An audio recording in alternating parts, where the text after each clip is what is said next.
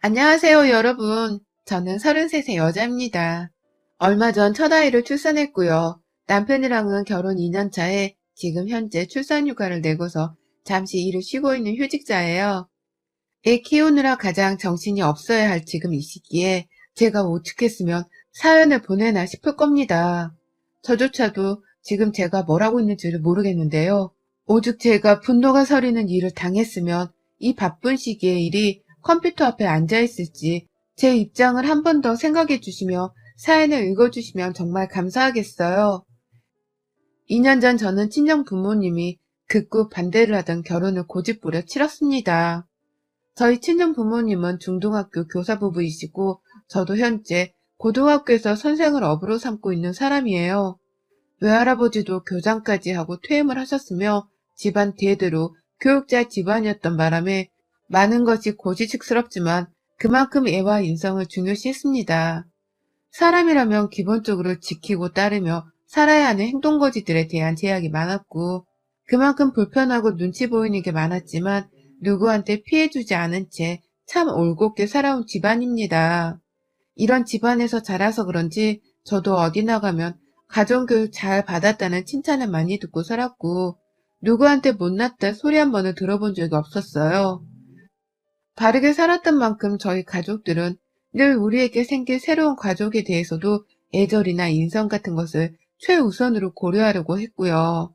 제가 자매만 둘인데 저희 부모님은 늘 강조를 하셨어요. 좋은 남자를 만나되 오래도록 옆에서 지켜보면서 가정교육도 잘 살펴보고 또 집안도 꼼꼼히 확인하라고 말이죠.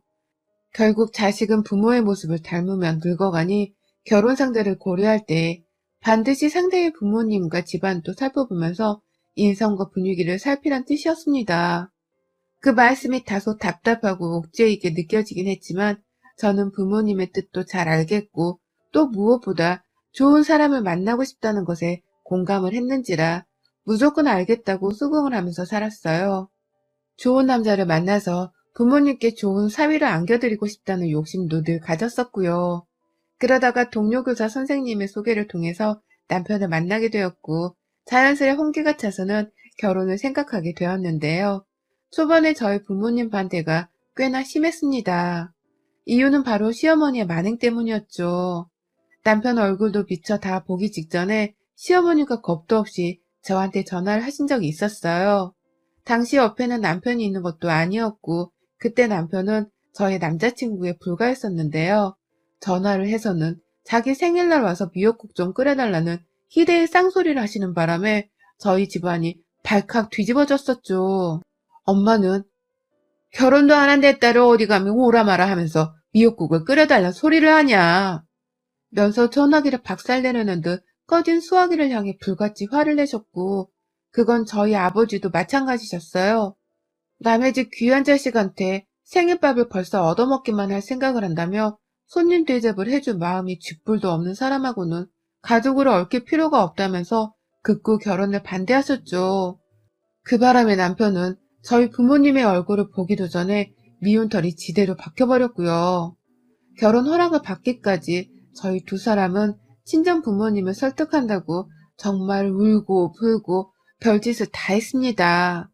저도 부모님이 반대하는 남자랑은 결혼할 마음이 추워도 없었는데 그 당시에는 남편을 사랑하는 마음이 유독 컸었는지라 쉽사리 이별이 말처럼 쉽지 않더라고요.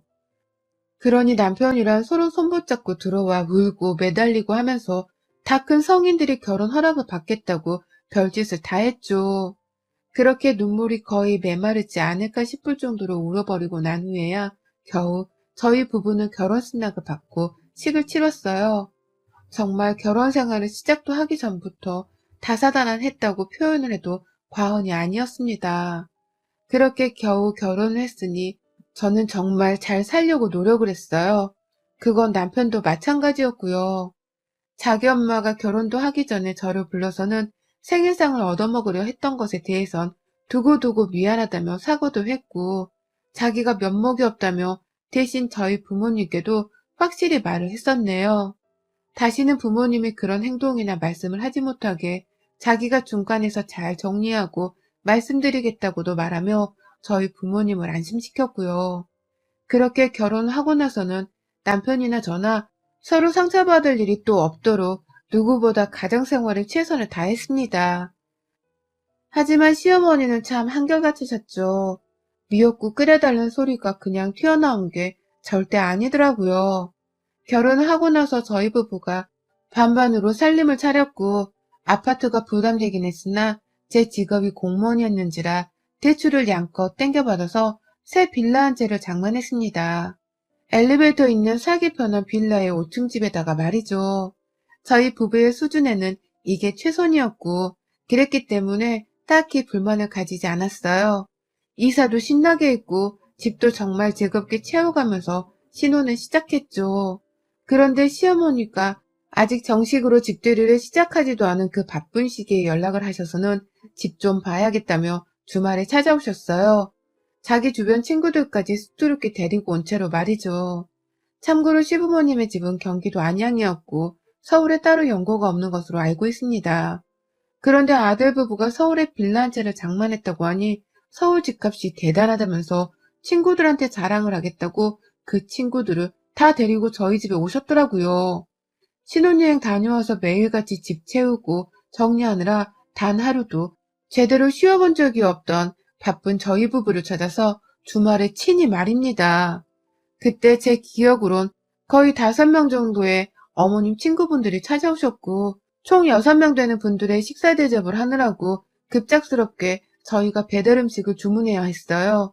저희 먹을 것도 제대로 채워놓지 못한 상황에서 장을 보러 가려고 하니 갑자기 우르르 쳐들어오셨던 것이라 저는 도무지 그만한 양의 음식을 잘 해낼 자신이 없었습니다. 그러니 남편도 눈치껏 편하게 배달 음식을 시켜 먹자며 자기 핸드폰을 켰고 그렇게 저희는 중국집 음식을 주문했죠. 탕수육에 팔보채, 볶음밥에 누룽지탕까지 골고루 주문을 했어요. 혹여나 어머님이 서운해하실까 싶은 걱정에 그 자리에서 냉동실에 있던 오징어랑 야채 몇 개를 썰어서 부침개도 만들어드렸고요. 제 딴에는, 아니 저희 부부 딴에는 갑자기 찾아온 손님께 싫은 티를 최대한 안 내며 최선을 다했어요. 하지만 불안한 예감은 틀리질 않았습니다. 어머님은 집으로 돌아가시면서 친구들을 모두 다 먼저 보낸 후 저를 향해 말씀하더라고요. 너 이따가 통화하면서 보자. 라고 말이죠. 잔뜩 겁을 주고는 혼자 친구들 따라 집을 나가더니만 그날 저녁에 정말로 어머님은 전화를 해오셔선 저를 엄청나게 혼내셨어요. 감히 친구들을 데리고 찾아갔는데 며느리가 직접 손에 물 묻혀 음식을 만들어 대접하지 않았다면서 자기를 어쩜 그렇게 개망신 시킬 수가 있냐면서 아주 난리를 피우셨죠. 급기야 배달 음식도 며느리가 산 게 아니라 자기 아들이 핸드폰으로 직접 결제를 했다는 그것까지 돈 아깝다며 막 화를 내시는데 와 진짜 대단하시더라고요. 숨도 안 참고 저한테 잘못했으니 사과를 하라고 다다다닥 쏘아대는데 성질머리가 진짜 보통이 아니라는 걸 새삼 느꼈죠. 다행히 남편이 중간에서 갑자기 찾아와 놓고 왜 성질이냐며 화도 내줬고요. 저는 저대로 너무 어머님이 경우 없게 구는 게 분명했기 때문에 학생을 타이르는 듯 제 딴엔 분명히 말씀을 드렸습니다. 그렇게 갑자기 집에 찾아와 놓고서 맞벌이로 일하고 있는 저희한테 음식을 바라시면 안 되죠, 어머님. 하다못해 친구 집을 가더라도 미리 양해를 구하고 가는데 가족들끼리도 최소한의 애인을 지켜야 한다고 생각합니다. 다음에는 미리 연락을 주시고 오시면 제가 맛있는 거 꼭 차려드릴게요. 라고 말입니다. 그러니 어머님은 며느리가 가르치려 든다면서 듣기 싫단 소리를 하다 전화를 끊으셨고요. 문자로 다음에 또 갈 거니까 그때 두고 보자. 라고 하면서 답장을 또 남기셨답니다. 물론 그 문자에 저는 익십을 했고요. 그 후 시어머니는 참 대단하셨어요. 분명 연락 주고 오시라고 했더니만 보란듯이 도착 10분 전에 나 친구들 데리고 간다. 라고 하면서 또다시 자기 친구분들을 4분 정도 모시고 오셔서 밥을 차리라고 하셨답니다. 그때가 처음 어머님이 저희 집에 들이닥친 후 불과 몇 주도 지나지 않아서였는데요. 결국 그날 저는 어머님께 쏘은 대로 직접 밥을 차려드렸어요. 천만다행히 전날 남편이 회식을 하느라고 해장을 했어야 해서 제가 콩나물국을 미리 끓여 놓았는데요. 거기다가 소고기를 볶고 계란 장조림 급하게 만들고 해서는 정말 허겁지겁 요리를 끝마쳤어요. 그렇게 가져다 드리니 시어머님은 나름 만족스럽다는 듯이 밥을 다 드셨고, 그날을 계기로 그 후로도 2번 정도 더 도착 10분 전에 연락을 해놓곤 서울 아들 집에 찾아오셨답니다. 그때부턴 더 이상 친구분들을 데리고 오진 않았어요. 그런데 집안에 쳐들어온 어머님을 대하는 전 늘 지옥을 걷는 기분이었습니다. 딱히 하시는 일이 없는 가정주부로 일하고 계셨던 어머님은 시간이 남아 도시는 건지 서울 아들집 소식을 늘 궁금해하셨고요. 교사 며느리는 일하기 편하고 수월하지 않냐면서 제가 고생해서 하는 일을 늘 우습게 여기기도 하신 채로 불러대셨죠. 교사니까 방학 때 놀지? 라고 하면서 방학에는 아예 시댁에 와서 눌러 살라는 식으로 짐을 싸서 오란 소리도 하셨었고요. 교사니까 야근도 없을 거 아니야? 라면서 평일에도 밥 먹으러 오라거나 밥 먹으러 가도 되냐고 불러내려 하셨습니다. 교사니까 애들 가르치는 것 말고는 하는 게 없다는 식으로 말씀을 하시면서 말이죠. 그러니 제가 복장이 터질 것 같은 채로 늘 어머님, 교사가 일하기 쉽다는 건 옛날 말이죠. 애들 입시 준비에 야근하는 날도 많고 신경 쓸 것도 얼마나 많은데요. 저는 좀 쉬어야 하니 다음번에 찾아뵙도록 하겠습니다. 라면서 거절 의사를 밝혔네요. 다가오는 명절에 찾아뵙겠다는 소리를 해가면서 조금씩 만남을 뒤로 미뤘어요. 그마저도 어머님이 불쑥 집으로 오고 싶다고 하면 초대를 해야 했는지라 억지로라도 배워야 하긴 해서 별다른 건 없었지만 말이죠. 그렇게 저는 살면 살수록 저희 친정 부모님께서 왜 그토록 시어머니 되실 분에 대해 경계를 하면서 이 결혼 자체를 반대하려 하셨는지에 대해서 아주 속 시원히 이해를 할 수 있었습니다.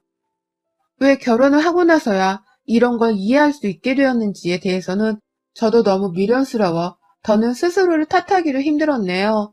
그냥 이미 저질러진 일이라면서 남편을 보며 견뎌내는 수밖에요. 딱 그러는 찰나에 제가 임신을 하게 되었고 얼마 전 명절 땐 정말 막달의 임산부였습니다. 첫 아이였기 때문에 친정이며 시댁이며 정말 많은 관심을 받으며 태교를 했어요. 제가 만석이 될 때까지도 어머니께서는 며느리에 대한 관심을 영 끊어내지 못하셨답니다. 저도 이제는 휴직을 하고서 주부로 지내고 있는 사람이기에 이런 말까지는 하고 싶지 않았지만 어머님은 정말 할 일이 더럽게도 없는 사람 같아 보이곤 하셨어요. 만삭인데도 열심히 출근을 해가며 출산 준비를 하고 있는 며느리를 도대체 내버려 두려 하질 않으셨죠. 꼭 며느리 손에 주기적으로 밥도 얻어먹으셔야 했고 서울 사는 아들 집에 떵떵거리며 찾아와서는 서울에 집이 있다는 기분도 만끽을 해야 직성이 풀리는 분 같았어요. 제 배가 계속해서 불러오는 걸 두 눈으로 직접 확인을 하면서도 넌 교사니까 네 몸 관리를 어려우니 알아서 잘하겠니? 라는 말을 하면서 조금 더 움직이라며 제게 왔다 갔다 일을 시키기도 하셨습니다. 하루는 집에 와 몸이 너무 땡겨서 좀 쉬려고 누웠더니 넌 내가 너 보려고 기껏 찾아봤더니 그냥 누워버리고 참 섭섭하다 야 라고 하면서 토라진 바람에 제가 억지로 또 일어나서는 시부모님 앞에서 말동무를 하고 얘기를 들으며 시간을 보낸 적도 있었네요. 물론 그때 남편은 야근을 하느라 집에 없었고 저는 꼼짝없이 시부모 앞에 잡혀선 시간을 보내다가 남편이 퇴근하자마자 집에 가자고 시부모님을 데리고 나가줘서 겨우 살았습니다. 참 임신한 기간 동안 크고 작은 별스러운 일들이 참 많이도 있었네요. 그러다가 이번 추석 제 출산 예정일과 추석이 겹치는 바람에 당연히 시댁에 가지 않는다는 생각을 하면서 직장에도 육아휴직을 신청했습니다. 그리고는 일주일 전부터 계속 집에서 몸 챙기고 뱃속 신호를 살피면서 출산을 무사히 할 준비를 하고 있었죠. 서울에 사시는 친정 부모님께서도 당연히 제가 명절은 출산 준비로 시댁에 안 간다는 전제하에 연락을 해오시며 잘 챙겨주고 있었고요. 그런데 남편이 먼저 말을 꺼낸 건지 시어머니께서 야, 너 이번 명절에 안 온다고? 하면서 연락을 해오셨어요. 화들짝 놀란 사람처럼 어떻게 명절에 시댁을 안 와? 얘는 여기서도 낳을 수 있는 건데 너 지방병원 무시하니? 서울병원만 병원이야? 왔다가 얘네가 신호가 오면 여기서도 병원 가면 그만이니 당장 올 준비나 해라. 나 참 기가 막혀서. 애 낳는다고 명절에 안 오겠단 며느리는 건너 네가 유일할 거다. 라고 말씀을 하셨죠. 그래서 제가 다니는 병원에서 출산을 하면 선생님도 저를 잘 아시고 그래서 좀 더 안전하게 라면서 서울집에서 출산을 기다리고 싶다는 말씀을 드렸는데도 시어머니는 아니 됐다고 오라고 딱 기다리고 있을 테니까 네 신랑한테도 그렇게 전해라. 뭔 말 같자는 말을 이렇게 당당하게 하는지 원. 라면서 제 말을 잘라먹은 채로 자기 할 말만 하셨습니다. 거의 30분 정도를 제가 수화기 너머로 시어머니께 혼이 났고 무조건 시댁에 오는 걸로 알고 있겠다는 말씀을 재차 하고는 전화를 끊으셨어요. 그러니 남편도 그렇고 저도 그렇고 둘이서 얼마나 깊은 생각에 잠겼는지 몰라요. 당연히 임산부 몸을 생각해서 안 가는 게 맞는데 갔다가 출산 신호가 오면 얼마든지 근처 병원으로 갈 수도 있는 거라면서 시어머니가 또 전화를 하셔서는 남편을 설득하고 저를 혼내느라 저희 두 사람은 정신이 정말 온전치 못했습니다. 안 가는 게 당연하다는 이 생각 자체가 혹 틀린 게 아닐까 하는 가스라이팅을 당했네요. 당시에 저희는 그 사실을 전혀 모른 채 그냥 일방적으로 화를 내면서 아들이 보고 싶은데 안 오려 한다며 저를 죽일 며느리 취급하는 시어머니가 너무 무서웠어요. 그러니 악을 쓰면서 명절을 맞아 시댁을 찾아갔네요. 혹여나 차가 밀려서 도로 한가운데 갇혀있다가 출산 신호가 올까봐 일부러 남들 다 시골에 내려가고 난 후에 월요일 저녁에 늦지막히 시어머니 댁으로 출발을 했습니다. 저는 내내 불안했는지라 담당 의사 선생님께도 미리 말씀을 드린 후 시댁 근처에 있는 병원으로 출산 정보를 인계해 주도록 부탁드렸고 어찌저찌 선생님께서 찾아보겠다고 애매한 확답을 주신 바람에 계속 불안감에 떨면서 차에 올랐어요. 그 순간 이렇게까지 불안한데 시댁을 꼭 가야만 하는 제 팔자가 너무 기구하게 느껴지더라고요. 하지만 별 수 없었습니다. 저도 그만 시어머니 닭다리 너무 짜증이 나서는 체념을 해버리고 만 단계였거든요. 그런데 생각보다 차는 계속해서 막히고 있었고 한창 고속도로 위를 달리다가 막 안양에 진입하려는 그때 아프싸 제 배에서 신호가 왔습니다. 얘가 나오려는 그 신호 말입니다. 졸지에 저는 뒷좌석에 앉아있다가 오빠 나오려고 하나봐 라면서 겁에 질려 큰 소리를 질렀고 운전하던 남편은 어쩌냐면서 자기도 안절부절 못한 채 호들갑을 떨다가 119에 전화를 했어요. 양수가 터졌는데 그 순간 저도 이게 무슨 일인가 싶어서 겁이 너무 났고 이성적이지 못한 채로 어떡해 나오려나 봐. 그러니까 내가 안 간다고 했잖아. 내가 안 간다고 했잖아. 라면서 엄한 차 시트를 쳐대면서 어쩔 줄을 몰라 했습니다. 겁나서 눈물은 당연히 터졌고 급기야 남편은 도움을 요청한다면서 길 한가운데에 세워놓고 막 지나가는 차량에 손을 흔들다가 그 순간 119가 도착했어요. 그 덕분에 119를 포함해서 지나가다 뭔 일인가 싶어 차를 세워주신 다른 분들도 저희 근처를 둘러쌌고 저는 차 안에서 내내 비명을 지르며 결국 구급 차량에 옮겨지지도 못한 채 몸을 뒹굴었어요. 거의 실신할 지경으로 몸을 뒹굴다가 들 것 같은 곳에 실려선 구급 차량으로 한참 뒤 옮겨졌고 거기서 저 얘를 낳았어요. 순간 이 상황에서 욕이 튀어나오는 건 왜일까요? 저 진짜 선생을 업으로 삼는 부모님의 자식으로서 그리고 선생을 업으로 삼고 있는 나 스스로에게 욕 보이고 싶지 않아서 욕을 안 쓰고 살았는데 이 순간만큼은 그때 생각하면 가진 욕이 다 튀어나오려 해요. 저는 우라지 우리 시어머니 때문에 시댁을 기웃고 가다가 양수가 터졌고 도로 한가운데에 차를 정차하고는 거기서 진통을 겪다가 겨우 구급대원 차량에 실려가 그 안에서 일을 낳았습니다. 그 사이 차량은 병원으로 쏜살같이 달렸음에도 불구하고 체감상 거의 30분이 넘도록 제가 구급 차량 안에 있었던 것 같아요. 병원 도착하자마자 저는 피투성이가 된 몸으로 실려 들어가서는 어찌저찌 하다가 마취 주사 맞고 눈을 감았고 제 기억에는 분명 차 안에서 일을 낳았는데 다행히 병원 도착하자마자 병원 의사가 지켜보는 가운데 구급차 안에서 일을 낳았습니다. 너무 급박해서 병원 안으로 당장 들어가지도 못한 채 그 자리에서 말입니다. 제가 진짜 살다 살다 얘로 고속도로 한복판에서 양수까지 터뜨려가며 끌어안고 있다가 들것에 실려와 병원 앞에서 낫게 될 줄이라곤 상상도 못했네요. 병원 안으로 들어가 보지도 못하고선 제가 도대체 무슨 꼴을 당했는지 저도 아직 얼떨떨합니다. 저도 이런데 옆에서 마누라가 피 터지며 애를 낳으려 하는 걸 보고 있던 남편은 오죽했을까요? 초보 엄마 아빠인 저희 부부는 둘이서 진짜 이대로 누구 하나 죽겠구나 싶은 생각에 아직도 그날만 떠오르면 손발에서 땀이 나려 한답니다. 아무튼 그날 그렇게 잠들었다가 정신을 차려보니 저는 입원 수속을 받은 채 병원에 누워 있었고요. 다행히 제 아이도 그리고 저도 건강하다고 하는 선생님의 말씀을 전해 들었어요. 그런데 남편이 계속 안 보이더라고요. 얘라도 보러 갔나 싶어서 남편을 찾으니 간호사가 그러더라고요. 밖에서 부모님이랑 통화하시는 것 같던데요? 라고 말이죠. 그제서야 저도 원수 같은 우리 시어머니를 다시 떠올렸고 내내 이를 갈았습니다. 감히 며느리를 고속도로 한복판에서 이를 낳게 만든 그 장본인을 가만 안 두겠다며 말이죠. 그런데 그때 병실 안으로 들어오는 남편의 수화기 너머로 언제 오냐고! 라는 시어머니의 아주 칼칼한 외침이 들렸어요. 남편은 황급히 그 전화를 끊어버렸고요. 세상에 이제 보니 시어머니는 제가 길 한가운데서 애를 낳았다는데도 명절에 시댁에 안 오고 있다며 그걸 화내려고 남편한테 전화를 걸었나 보더라고요. 언제 오냐며 소리까지 질러댄 채로 말입니다. 그러니 누구야? 당신 엄마야?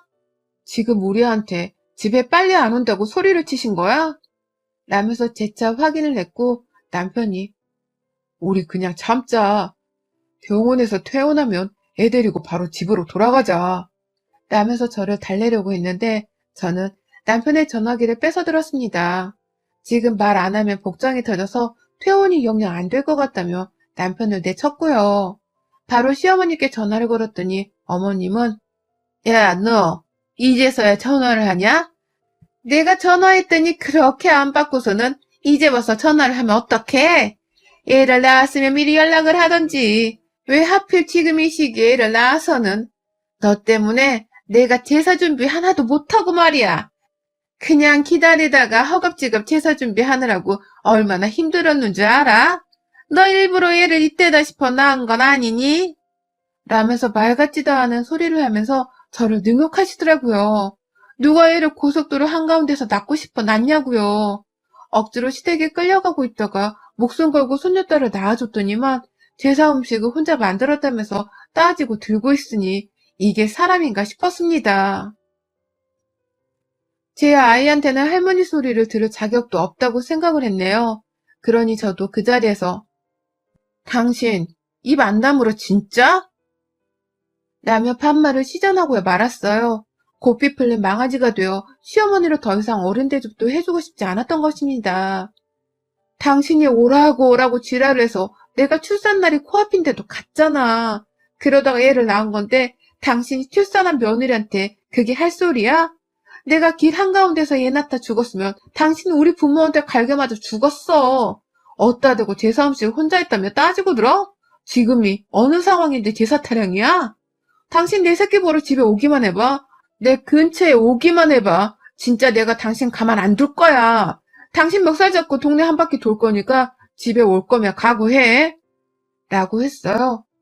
이거 말고도 숨은 욕은 더 많이 했는데 숨 고르면서 절대로 내 눈앞에 나타나지 말라고 나타나면 가만 안 둘 거라고 수화기 너머로 말세다구로 날려버렸네요.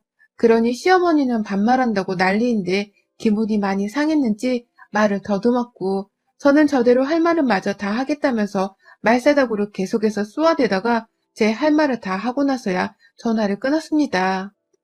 끊고선 남편한테 핸드폰을 전해주겠다며 손을 내미니 남편은 자기 핸드폰을 챙기지도 못하더라고요. 제가 지엄마한테 소리치는 그 모습을 결혼 후 생전 처음 봐서 남편도 당황을 한 것이었습니다. 솔직히 민망스럽긴 했는데요. 상관없었습니다. 우리 부모님이 이 결혼을 반대했을 때 그냥 하지 말았어야 했어. 당신네 엄마 진짜 최악 중에 최악이야. 라면서 남편 앞에서도 몇 분간 시어머니 욕을 아주 쉬지도 않고 날려버렸습니다. 그러니 남편도 다 죽다가 산 와이프랑 얘새끼가 불쌍했는지 제 앞에서 면먹었고 미안하단 소리를 하면서 시댁을 무조건 멀리하고 살자는 말을 해줬네요. 그 말에 저는 평생, 아니 나 죽을 때까진 진짜 니네 엄마 안 보고 싶다. 나 애 낳은 걸 우리 부모님이 보시면 니네 엄마 진짜 오늘이 제삿날일 텐데 라고 하면서 재차 화를 냈습니다. 그 후 저는 무사히 입원을 하다 퇴원을 했고 아이를 데리고서는 바로 친정으로 왔어요. 아직 친정 부모님은 있었던 일에 대해서 모르시고 저랑 남편은 최대한 아무 일도 없었던 척을 하면서 친정 부모님을 대하고 있네요. 남편은 지금 저를 대신해서 시어머니의 연락을 차단하는 중이고 저 따라서 독한 마음을 품고선 남편이 뭐라 한 소리를 했는지 시어머님은 아직 친정까지 찾아오진 않네요. 남편은 아무 일 없을 테니 마음 편히 먹고 쉬기만 하라며 저를 여전히 달래주고 있고요. 저 진짜 제 인생의 일을 이렇게 험난하게 낳게 될 줄은 꿈에도 몰랐습니다. 해보니 출산도 진짜 사람 하나 죽일 수 있겠을 만큼 위험천만한 일이더라고요. 그 위험천만한 일을 더욱 위험하게 벼랑 끝으로 내몰려 하셨던 우리 시어머니. 저 진짜 평생 시어머니한테만큼은 복수의 이를 갈며 무관심과 무시로 대응을 하려 합니다. 시어머니께는 며느리의 부재와 무시만큼 속 터지고 괴로운 게 또 없을 테니 말입니다. 어머님, 저 진짜 죽다 살아났어요. 어머님이 저 저승길 보낼 뻔한 거 절대 잊지 않고 살겠습니다. 이제 저도 바보처럼 어머님 시키는 대로 하면 살지 않을 거예요. 평생 시댁과는 발길을 끊고 살 테니 알아서 제사 음식을 차리던 밥을 해먹던 제발 좀 혼자서 하세요.